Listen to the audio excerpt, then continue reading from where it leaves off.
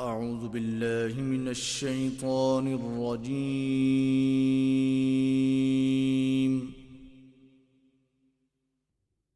بسم الله الرحمن الرحيم.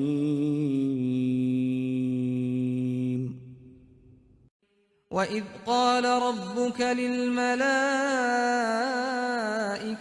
إِنِّي جَاعِلٌ فِي الْأَرْضِ خَلِيفَةً قَالُوا أَتَجْعَلُ فِيهَا مَن يُفْسِدُ فِيهَا وَيَسْفِكُ الدِّمَاءَ وَنَحْنُ نُسَبِّحُ بِحَمْدِكَ وَنُقَدِّسُ لَكَ قَالَ إِنِّي أَعْلَمُ مَا لَا تَعْلَمُونَ وَعَلَّمَ آدَمَ الْأَسْمَاءَ كُلَّهَا ثُمَّ عَرَضَهُمْ عَلَى الْمَلَائِكَةِ فَقَالَ أَنبِئُونِي بِأَسْمَاءِ هَؤُلَاءِ إِن كُنتُمْ صَادِقِينَ قالوا سبحانك لا علم لنا إلا ما علمتنا إنك أنت العليم الحكيم. اللهم صل على سيدنا ومولانا محمد. اللهم صل على سيدنا ومولانا محمد وعلى آله وصحبه وبارك وسلم. اللهم صل على سيدنا ومولانا محمد. ونسلم على سيدنا ومولانا محمد رسوله النبي الأمين المكين الحنين الكريم الرؤوف الرحيم. أما بعد، أعوذ بالله من الشيطان الرجيم. بسم الله الرحمن الرحيم. فسجد الملائكة كلهم أجمعون إلا إبليس استكبر وكان من الكافرين. قال يا إبليس ما منعك أن تسجد لما خلقت بيدي استكبرت أم كنت من العالين؟ قال أنا خير منه خلقتني من نار وخلقته من طين. صدق الله العظيم. اللهم صل على سيدنا ومولانا محمد وعلى آله وصحبه وبارك وسلم. الصلاة والسلام عليك يا رسول الله وعلى آلك وصحبك يا حبيب الله. الصلاة والسلام عليك يا رسول الله وعلى آلك وصحبك يا حبيب الله. اللہ تبارک و تعالی وحدہ لا شریک کا بے پایا فضل و کرم اور احسان و انعام ہے کہ جس نے باعث تخلیق کائنات رحمت للعالمین شافع روز جزا حضور سیدنا محمد مصطفیٰ صلی اللہ علیہ وآلہ وسلم کے مبارک وسیلہ سے ہم سب کو دولت ایمان عطا فرمائی. اللہ تبارک و تعالی کما حقہ ہم اس دولت کی قدر کرنے کی توفیق عطا فرمائے. ابو البشر حضور سیدنا آدم علیہ السلام کے واقعہ میں سے کل ہم نے یہ عرض کیا تھا کہ اللہ تبارک و تعالی وحدہ لا شریک کے حکم پر تمام کے تمام ملائکہ نے فرشتوں نے حضرت سیدنا آدم علیہ السلام کو سجدہ کیا، اور وہ سجدہ جو ہے وہ سجدہ تعظیمی تھا. کون سا سجدہ بولیے؟ سارے بولیے. سجدہ تعظیمی تھا. جو ملائکہ نے، فرشتوں نے سیدنا آدم علیہ السلام کو اللہ تبارک و تعالیٰ کے حکم سے کیا۔ اللہ تبارک و تعالیٰ ارشاد فرماتے ہیں جب تمام فرشتوں نے سجدہ کر لیا تو کیا ہوا؟ الا ابلیس، مگر ابلیس نے سجدہ نہ کیا۔ کس نے سجدہ نہ کیا؟ ابلیس نے سجدہ نہ کیا۔ ابلیس کون تھا؟ ابلیس جو ہے وہ قرآن مجید کی تصریحات کے مطابق سورہ الکہف کے اندر آیا کانا من الجن۔ ابلیس جو تھا، شیطان جو تھا، یہ بیسکلی طور پر جن تھا، مگر اپنی اطاعت، فرما برداری، اللہ تبارک و تعالیٰ کی عبادت اور اپنی ریاضت کے باعث، مجاہدے کے باعث، عمل کے باعث اس کو اللہ تبارک و تعالیٰ نے آسمان دنیا کے فرشتوں کا سردار مقرر کیا ہوا تھا۔ یعنی اتنا عبادت گزار تھا، اتنا اطاعت گزار تھا۔ بعض مفسرین نے ایسی روایات بھی درج کی ہیں کہ حضرت سیدنا آدم علیہ السلام کی پیدائش سے پہلے اور آپ کے بنائے جانے سے بھی پہلے، کئی ہزار سال پہلے، کم و بیش مفسرین نے 60,000 سال بیان کیا ہے کہ اتنے سال پہلے زمین پر جو ہے وہ جنات آباد تھے، اور وہ جنات جو تھے انہوں نے بڑی سرکشی کی، اللہ تبارک و تعالیٰ کی بڑی نافرمانی کی۔ سو جنات کو سبق سکھانے کے لیے اللہ تبارک و تعالیٰ نے فرشتوں کا جو گروہ آسمانوں سے دنیا پہ بھیجا جنات کے ساتھ جنگ کرنے کے لیے، قتال کرنے کے لیے، اس گروہ کا سردار بھی یہی ابلیس تھا۔ یعنی اتنا مقرب بارگاہ تھا، اتنا جو ہے وہ اپنی اطاعت اور فرما برداری کے باعث اللہ تبارک و تعالیٰ کی بارگاہ کا اتنا مقبول تھا۔ مگر جب یہ موقع آیا تو اللہ تبارک و تعالیٰ وحدہ لا شریک فرماتے ہیں کہ سارے فرشتوں نے سجدہ کیا الا ابلیس، مگر ابلیس نے سجدہ نہ کیا۔ استکبرا، اس نے تکبر کیا۔ کیا کیا؟ سارے بولیے کیا کیا؟ تکبر کیا۔ وَكَانَ مِنَ الْكَافِرِينَ، اور کافروں میں سے ہو گیا۔ اللہ تبارک و تعالیٰ وحدہ لا شریک کا اس کو ایک حکم ملا، اس نے ماننے سے انکار کر دیا، سو اس نے تکبر کیا، غرور کیا اللہ تبارک و تعالیٰ کے حکم کے سامنے۔ سورہ البقرہ میں آتا ہے ابا واستکبرا، وہاں پہ ایک لفظ کا اور اضافہ ہے، یہ میں سورہ صاد سے پڑھ رہا ہوں جو 23ویں پارے کے اندر ہے۔ ابا کا مطلب انکار کر دیا، اس نے نکتے کر دیا، سر پھیر دیا، ابا انکاری ہو گیا۔ واستکبرا، اور اس نے تکبر کیا۔ وَكَانَ مِنَ الْكَافِرِينَ، اور کافروں میں سے ہو گیا۔ آج کی گفتگو میں میں صرف 2-3 وہ پوائنٹ عرض کرنا چاہتا ہوں جس کی وجہ سے ابلیس جو ہے وہ شیطان بنا۔ ابلیس کیا بن گیا؟ شیطان بن گیا۔ اس کا پہلے نام شیطان نہیں تھا،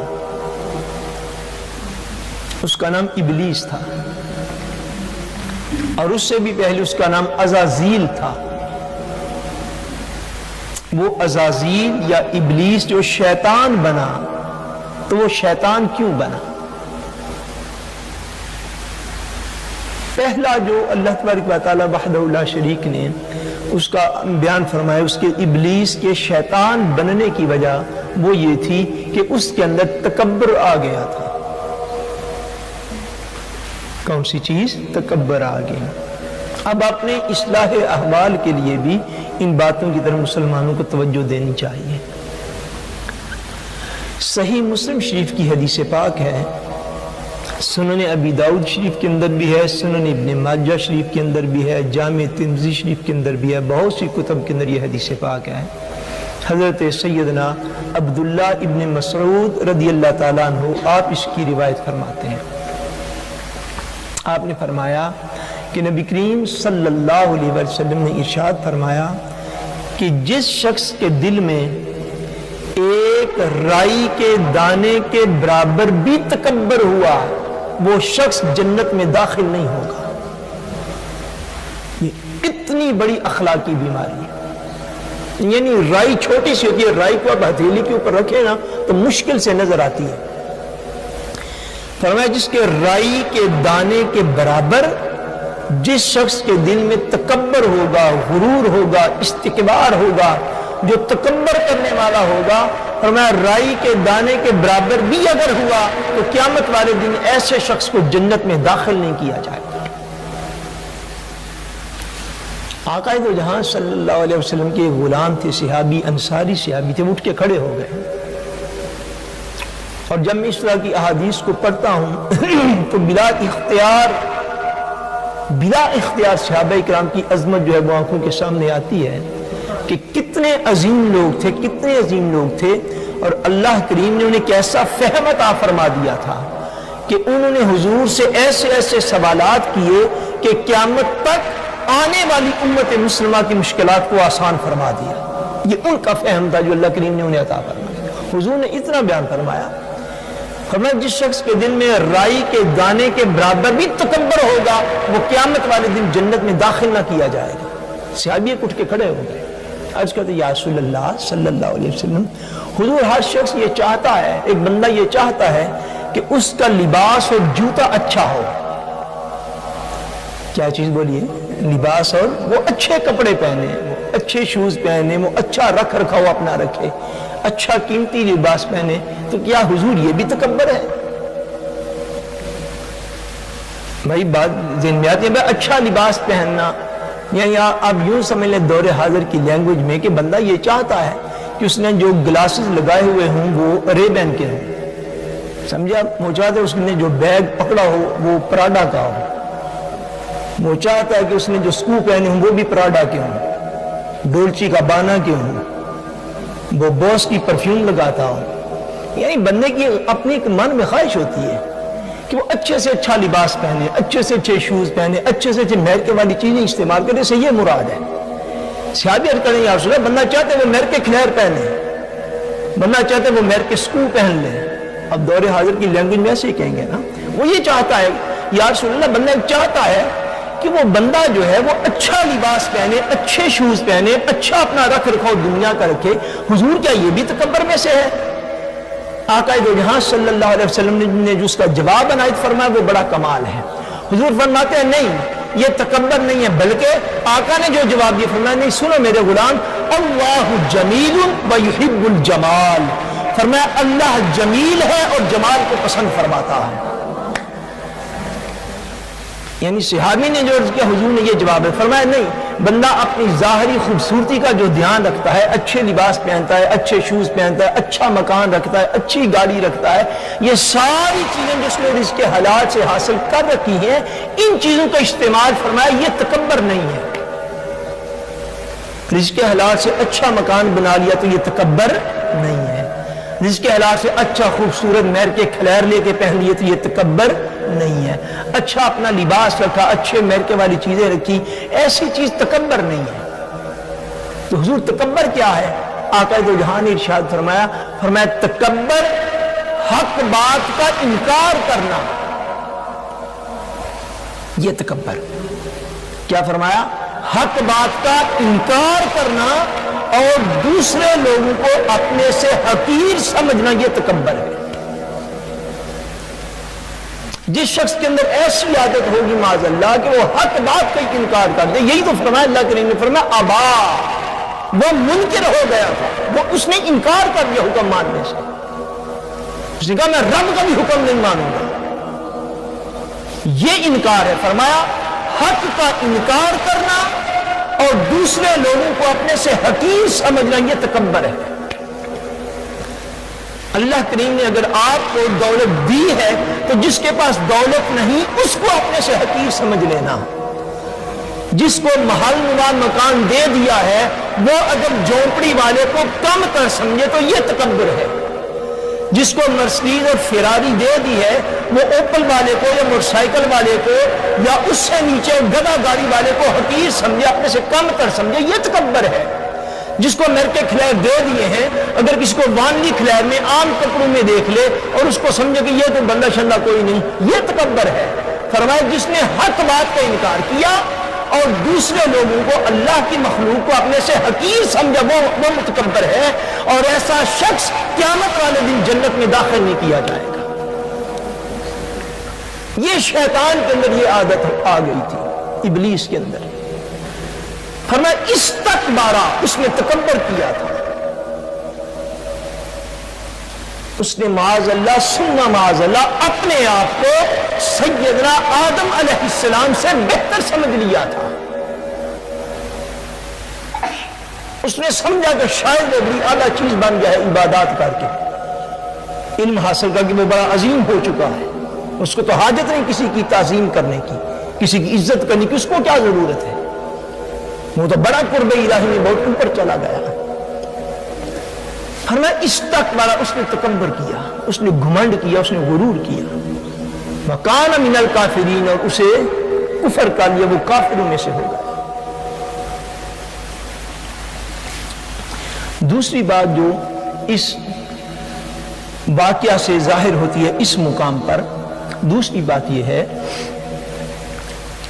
کہ جو لوگ اللہ تبارک و تعالی وحدہ لا شریک کی اطاعت کرنے کی کوشش کرتے ہیں، جو اس کی فرما برداری کرنے کی کوشش کرتے ہیں، جو اللہ تبارک و تعالیٰ کو منانے کی کوشش کرتے ہیں، ان لوگوں کے لیے اس واقعہ کے اندر اصلاح کا بہت بڑا پیغام ہے، بہت بڑا پیغام ہے۔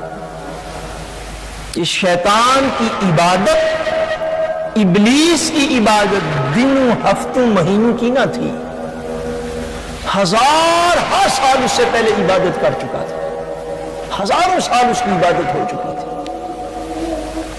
وہ علم بھی رکھتا تھا، عالم بھی تھا، اور عبادت گزار بھی تھا، اور ہزاروں سالوں سے وہ فرشتوں کے ساتھ رہ بھی رہا تھا۔ اتنی عظمتوں کے باوجود جو ظاہری طور پر اسے حاصل تھی، یہ بات امت مسلمہ کے بندے بندے کو سمجھنی ہے، ہر عورت کو سمجھنی ہے، ہر مرد کو سمجھنی ہے، ہر بچے کو یہ بات سمجھنی ہے۔ آج ہماری عمریں کتنی ہیں؟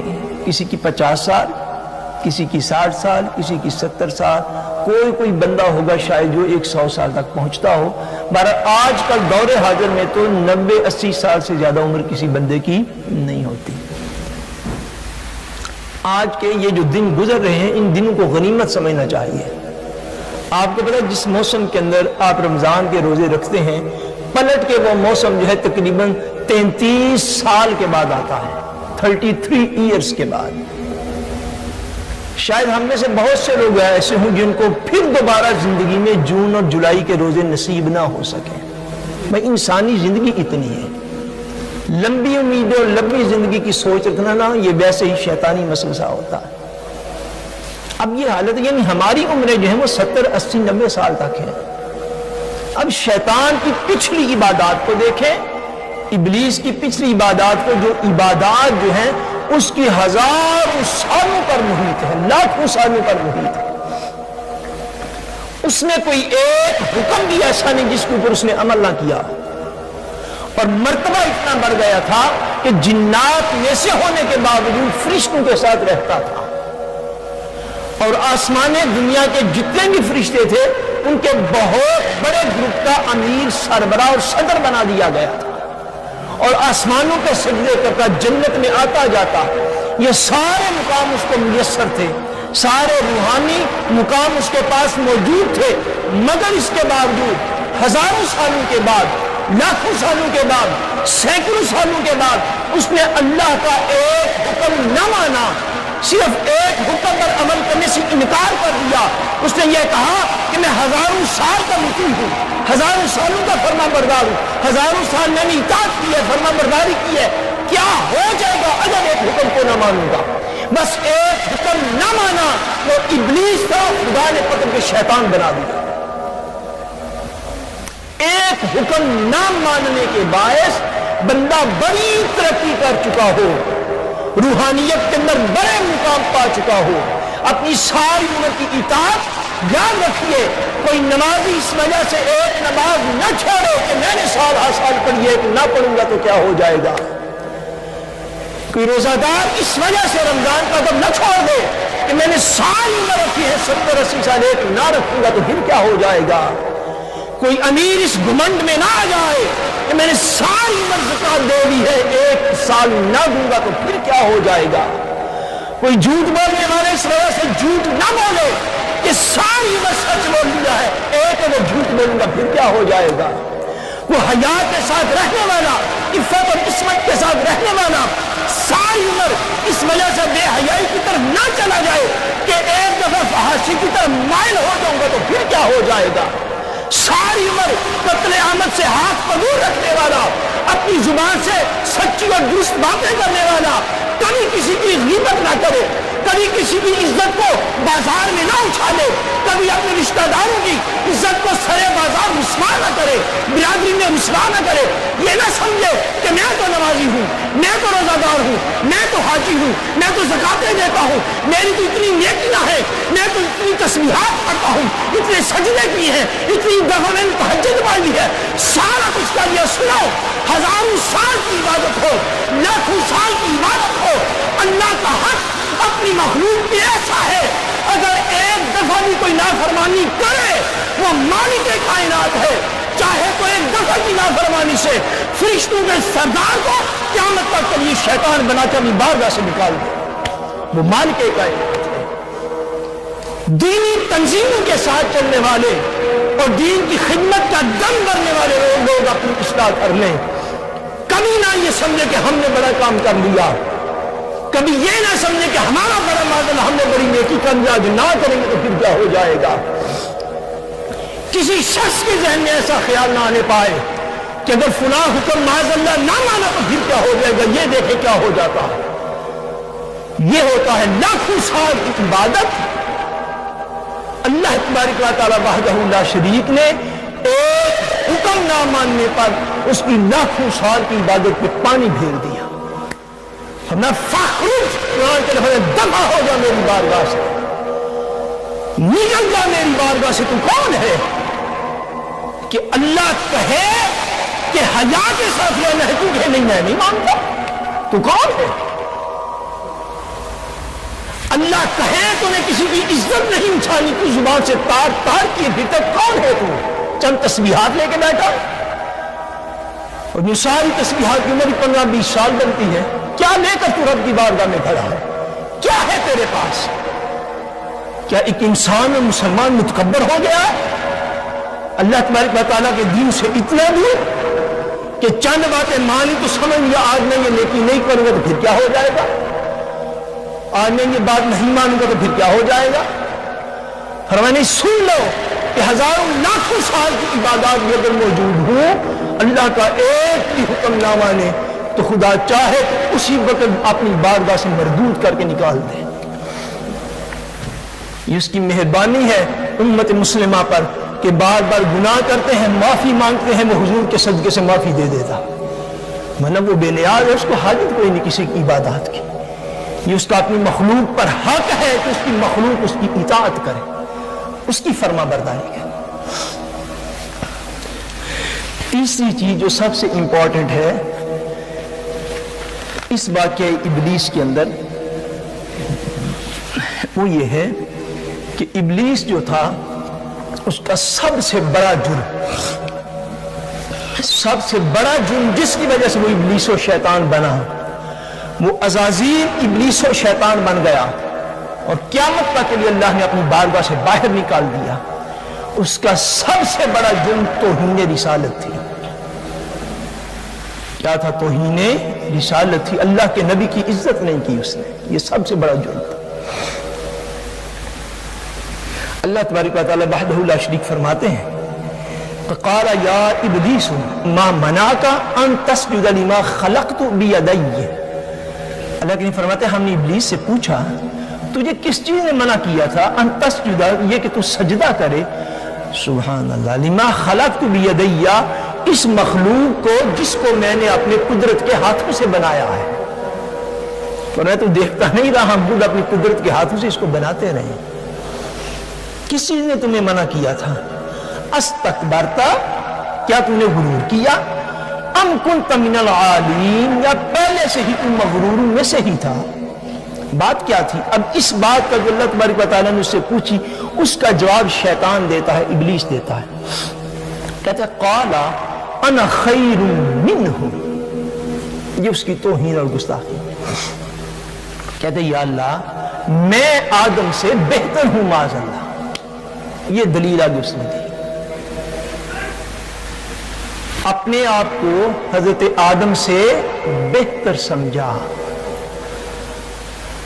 اس نے یہ سمجھا کہ شاید مراتب و درجات جو ہیں بندوں کو وہ شاید محض عبادت سے ملتے ہیں۔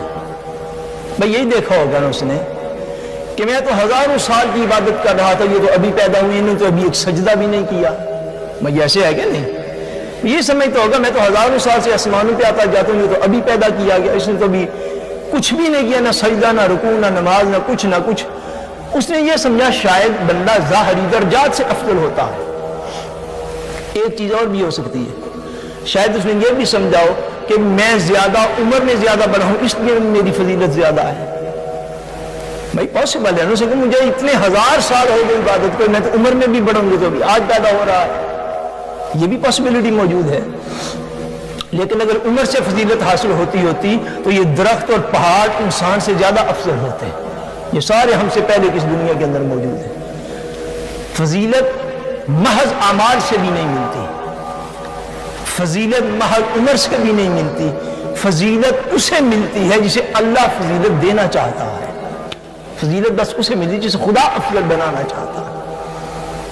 اللہ نے جو نبوت کا تاج حضرت آدم کے سر پہ رکھا تھا، وہ نبوت کا تاج تو صرف ان کے پاس تھا، وہ شیطان و ابلیس کے پاس تو نہ تھا۔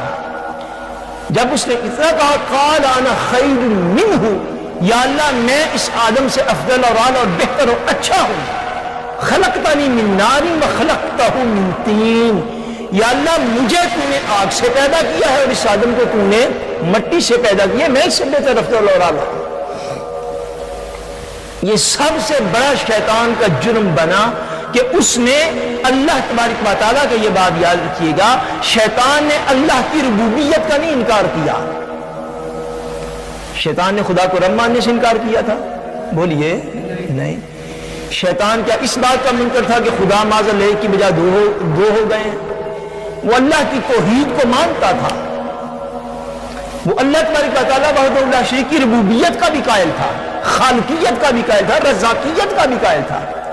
یہی تو مسئلہ اس کے ساتھ بن گیا تھا کہ وہ کہتا تھا کہ میں صرف تجھے مانوں گا، مجھے 60,000 80,000 1,00,000 سال سے سجدے کروا رہے، مجھے کرواتے رہو، میں آج بھی کرتا ہوں۔ شیطان نے اللہ تبارک و تعالیٰ کے حضور سجدے سے انکار نہیں کیا، نہ اس نے خدا کی بجائے کسی اور کو رب مانا۔ شیطان اس لیے قرآن مجید میں جہاں بھی اللہ تبارک و تعالیٰ نے فرمایا، شیطان کو مشرک نہیں فرمایا گیا۔ مجھے شیطان کو یہ نہیں کہا گیا وَكَانَ مِنَ الْمُشْرِكِينَ کہ وہ مشرکوں میں سے ہوئی، وہ خدا کو تو ایک ماننے والا تھا۔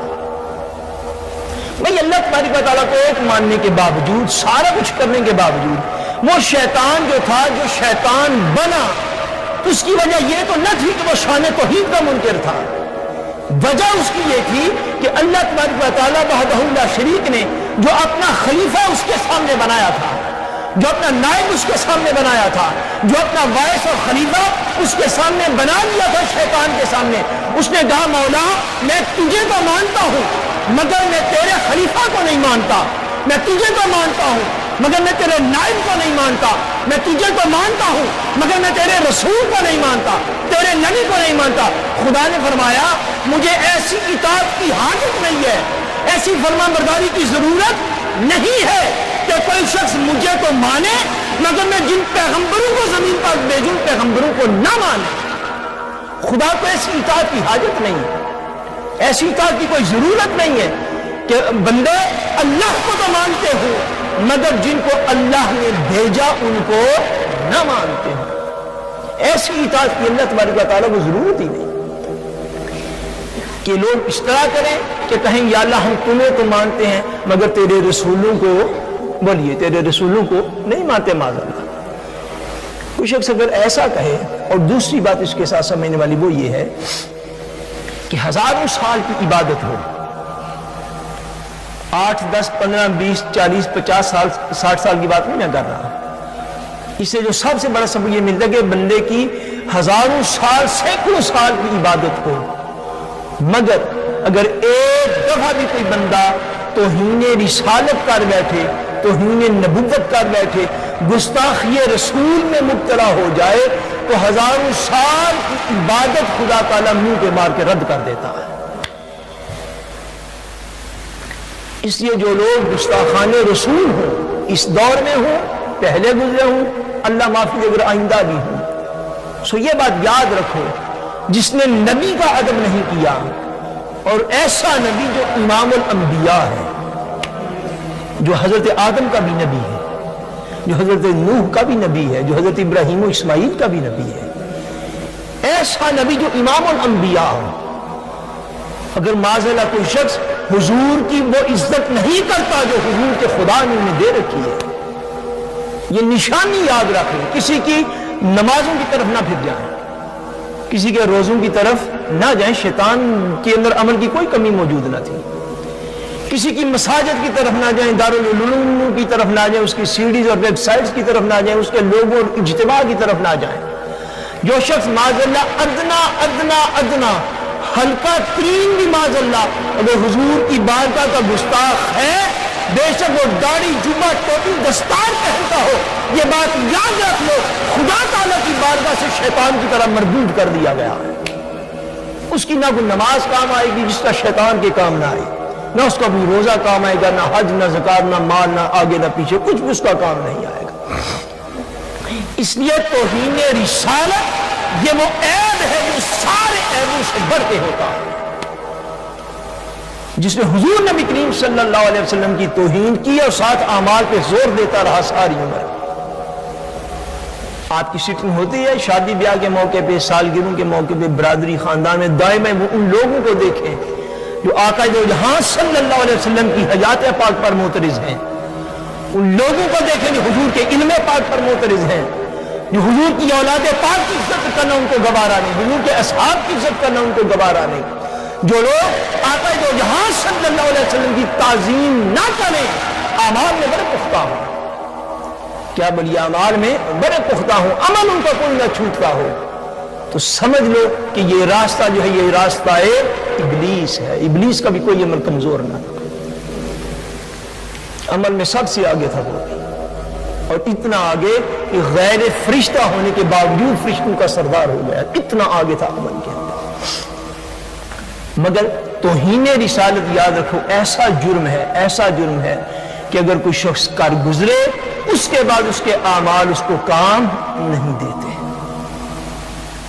فرمایا ان کو کہنے لگا انا خیر منہ، میں یا اللہ اس سے بہتر ہوں۔ جب یہ کہہ دیا اللہ تعالیٰ نے فرمایا قال فخرج، اللہ نے فرمایا جا تو دفع ہو جا یہاں سے، نکل جا یہاں سے۔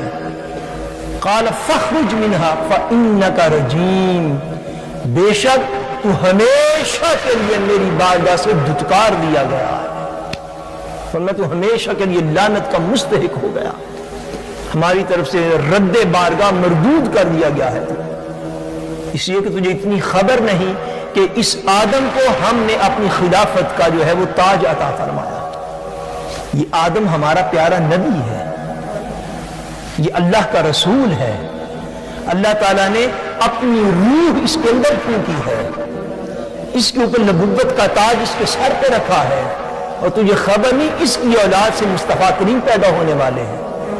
ساری کائنات کی انسانیت کا باپ ہے اور تیرے سامنے ہم نے کتنے ناز و انداز کے ساتھ ہم اس کو بنایا ہے. روایات میں آتے ہیں، میں نے عرض نہیں کی، جب حضرت آدم کا ڈھانچہ بنا نا تو فرشتے جب پاس سے گزرتے تھے تو آدم علیہ السلام کے حسن کو دیکھ کر سبحان اللہ کہا کرتے تھے. اتنا حسن و جمال اللہ تعالیٰ نے اس ڈھانچے کو عطا فرمایا. حیران ہوتے تھے، اللہ کی تصویر بیان کر دیا، اللہ اتنا حسین مخلوق تو نے پیدا فرما دیا، اتنی حسین مخلوق تو نے پیدا کر دی. سو یہ تیسرا اور آخری سبق ہے آج کی گفتگو کا، وہ یہ کہ اللہ تبارک و تعالیٰ وحدہ لا شریک سارے قصور معاف فرما سکتا ہے اور فرماتا ہے، مگر توہین رسالت کرنے والے کو اپنی بارگاہ سے نکال دیتا ہے، پھر اس کے اعمال نہیں دیکھتا.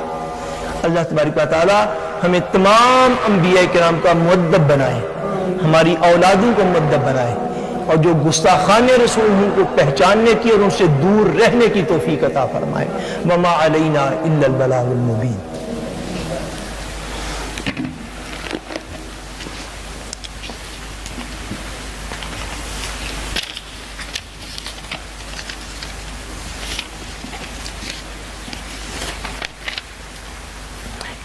کل ایک سوال آیا تھا خاصتیوب کے حوالے سے، وہ سسٹر آج بیٹھی ہوئی ہیں.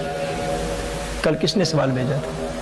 ہاں اچھا، اس کی میں تھوڑی فرکھلارنگ جو ہے وہ سب کو کرنا چاہتا ہوں کہ خاصتیوب میں جب بندہ کہہ کرتا ہے تو اس میں روزہ جو ہے وہ کس طرح ٹوٹتا ہے.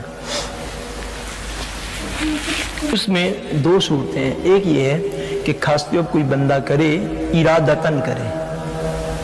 کس طرح کرے؟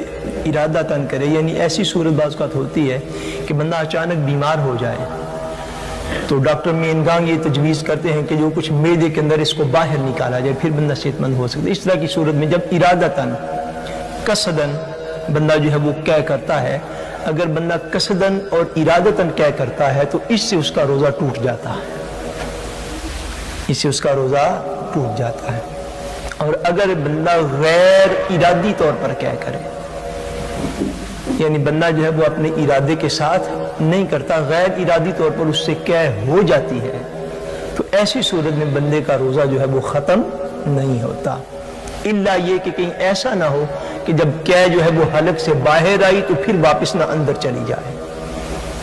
اگر کہہ ساری کی ساری باہر آ جائے پھر روزہ نہیں ٹوٹے گا، ایسی کہہ کا جو غیر ارادی طور پر ہوتی ہے. اور اگر ارادتاً ہو، جس سے میں نے پہلے کہا کوئی ایسی صورت کنڈیشن بندے کی بیماری کی بن گئی، تو اگر ارادتاً جو ہے وہ کیا کی جائے تو اس سے روزہ جو ہے وہ ٹوٹ جاتا ہے اور ختم ہو جاتا ہے. اور اس میں مزید اسپیسیفیکیشن اور فرکھلارنگ اس میں آگے بھی ہے، وہ یہ ہے کہ ایسی کیسے روزہ ٹوٹتا ہے کہ جو کہہ کھانے کی ہو. کیا میں نے عرض کیا؟ جو کہہ جس میں کھانا جو ہے وہ معدے سے باہر آئے. بعض اوقات کیا ایسی بھی ہوتی ہے کہ جس میں خالی کڑوا پانی باہر آتا ہے. اگر ایسی کنڈیشن ہو تو اس سے روزہ نہیں ٹوٹتا، اس سے روزہ نہیں ٹوٹتا. بعض اوقات ایسا کیا کہ اندر بلڈ جو ہے وہ اندر سے آتا ہے، یا جس طرح شلیم سی ہوتی ہے، بعض اوقات بوڑھوں کو اور مریضوں کو بلغم جو باہر آتی ہے. کہہ میں یعنی حکم جس کہہ کے ساتھ روزہ ٹوٹتا ہے وہ کیا ہے جس میں خالی کھانا باہر آئے. اگر صرف کڑوا پانی یا بلڈ یا شلیم باہر آئے تو اس سے روزہ نہیں ٹوٹے گا. یہ آپ کو کلیئر ہو گیا؟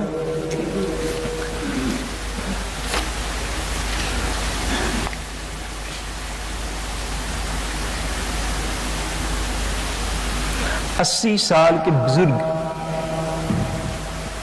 روزے نہیں رکھتے، روزے نہیں رکھ سکتے ہیں، کیا ان کو روزے کا فدیہ دینا فرض ہے یا نہیں؟ پاکستان میں مسجد کے امام نے کہا ہے کہ ان پر روزے کا فدیہ فرض نہیں ہے. ایک بات آپ کو مختصر جو ہے وہ ایک نصیحت کر دوں، وہ یہ ہے کہ مسئلہ ایک جگہ سے پوچھا کریں. یہ دور حاضر کی بہت بڑی نصیحت آپ کو کر رہا ہوں. پہلے آپ دیکھ لیں کہ آپ نے کس جگہ سے پوچھیں، اس بندے کو آپ پہلے سلیکٹ کر لیں نا، اس کا بیک گراؤنڈ پہلے علمی دیکھ لیں تو مسئلہ ایک جگہ سے پوچھے تاکہ بار بار آپ کو کنفیوژن نہ ہو. اگر بندہ ایج کے ایسے حصے میں ہے کہ جب اس کے لیے روزہ رکھنا پاسبل نہیں ہے، روزہ رکھنا پاسبل نہیں ہے کہ وہ روزہ رکھ نہیں سکتا، اور روزہ اس صورت میں کہ دوبارہ سے اس کے صحتیاب ہونے کا امکان نہیں ہے، بیمار ایسا ہے کہ دوبارہ صحتیاب ہونے کا امکان نہیں ہے، اسی کے لیے فدیہ ہے۔ کیا میں عرض کر رہا ہوں؟ اسی کے لیے فدیہ کا حکم اس کے لیے ہے جس بندے کی بیماری ایسی ہے کہ آج رمضان میں تو بیمار ہے لیکن امید ہے کہ اکتوبر سپتمبر میں جا کے ٹھیک ہو جائے گا، اس کے لیے فدیہ کا نہیں، اس کے لیے قضا کا حکم ہے۔ اس کے لیے قضا کا حکم ہے کہ وہ جب اس کو اللہ تبارک و تعالیٰ صحت عطا فرمائے پھر وہ رمضان کے روزوں کی قضا دے۔ فدیہ جو ہے یہ سیکنڈ آپشن ہے روزے کا، فرسٹ آپشن قضا ہے۔ جو بندہ قضا کر سکتا ہے، مثلا دسمبر میں نومبر میں دن چھوٹے ہوتے ہیں تقریباً ساری جگہوں پر ہی، پاکستان میں بھی یہاں پر بھی، تو جو آج نہیں رکھ سکتے بالفرض تو وہ فدیہ دینے میں جلدی نہ کریں، وہ دسمبر میں ان روزوں کی قضا دیں، نومبر میں جا کے قضا دیں۔ اگر اتنے معاذ اللہ نہ کرے کوئی بندہ بیمار ہو جائے کہ قضا بھی نہ دے سکے، وہ فدیہ دے سکتا ہے۔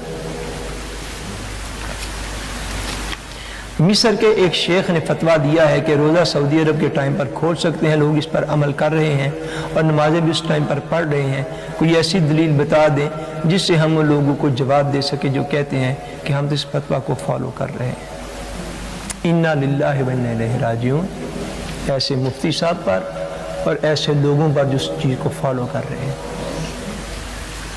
مجھے بہت افسوس ہے، یہ امت مسلمہ کا ایک مائنس پوائنٹ رہا ہے۔ جب کا میں اس دنیا میں نے ہوش شعور سنبھالا تب سے دیکھ رہا ہوں، شاید پہلے بھی ایسے ہی ہوتا آیا ہو کہ جو بات نکلتی ہے بس اس بات کو فالو کرنا شروع کر دیتے ہیں۔ کوئی بندہ کسی کو پوچھنے والا یہاں پہ نہیں ہے، کوئی بندہ کسی کی بات کرنے والا یہاں پہ نہیں ہے۔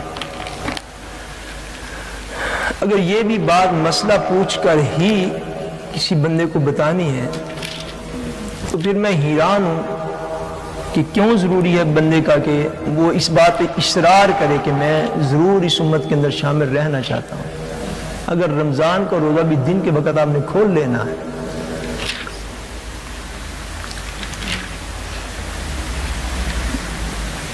اور اگر رمضان کے روزے کی بھی یہ حالت رہنی ہے کہ آپ سعودی عرب کے ٹائم کو فالو کر لیں، آپ اس بات کو یاد رکھیں۔ قرآن مجید کی پہلی دلیل میں آپ عرض کرنے لگا، مسئلہ بڑا اچھا تھا، اگر چاہتے تو میں پورا جو اس کے اوپر لیکچر دیتا، ایک دلیل میں عرض کرنے لگا ہوں سورہ البقرہ سے۔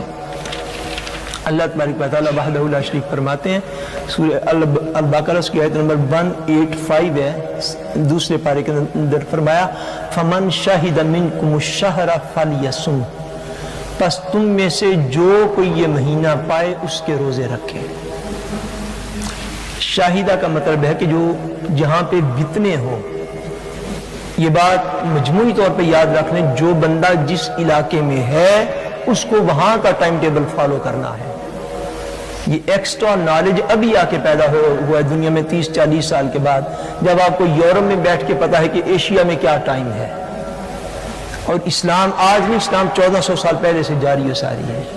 یہ بات یاد رکھیے، اگر آپ سعودی عرب میں ہیں تو آپ سعودی عرب کے ٹائم کو فالو کریں گے، اگر آپ پاکستان میں ہیں تو بولیے نا، اب پاکستان کے لوگ کیوں نہیں سعودیہ کے ٹائم پہ کھول لیتے؟ چھوٹی ساری بات یہ ہے کہ جب آپ نماز کا ٹائم ٹیبل جو ہے وہ یہاں کا فالو کر رہے ہیں یا سعودیہ کا فالو کرتے ہیں، بولیے جب آپ نے روزہ رکھا تھا تو سعودیہ کے ٹائم کے مطابق یا ناروے کے ٹائم کے مطابق؟ یہ ان لوگوں سے پوچھے نا کہ سعودیہ کے ٹائم کے مطابق سحری کی تھی۔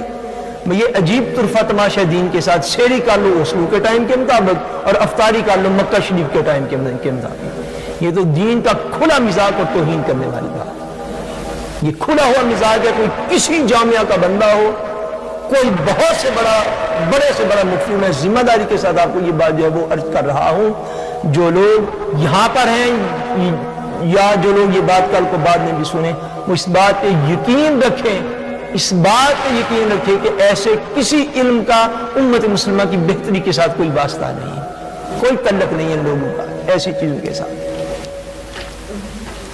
جب آپ چاند دیکھتے ہیں، چاند جو ہے وہ بھی وہاں سے لے کر آؤ، افطاری کا ٹائم بھی وہاں، بھائی آپ خود وہاں پہ ایک مہینے کے لیے کیوں نہیں چلے جاتے؟ جو شریعت نے آپ کو روک دی ہے کہ آپ چلیں گے ایک مہینہ وہاں پہ رہیں، وہاں کے ٹائم ٹیبل کو فالو کر لیں۔ اب افریقہ، امریکہ، کینیڈا، یورپ، پاکستان ساری دنیا کے اندر یا تو آپ ایک مسئلے پہ آ جائیں گے مکہ کے مطابق سیری اور مکہ کے مطابق افطاری، پھر آپ کی کھلی ہوئی جہالت کا سب کو پتہ چل جائے.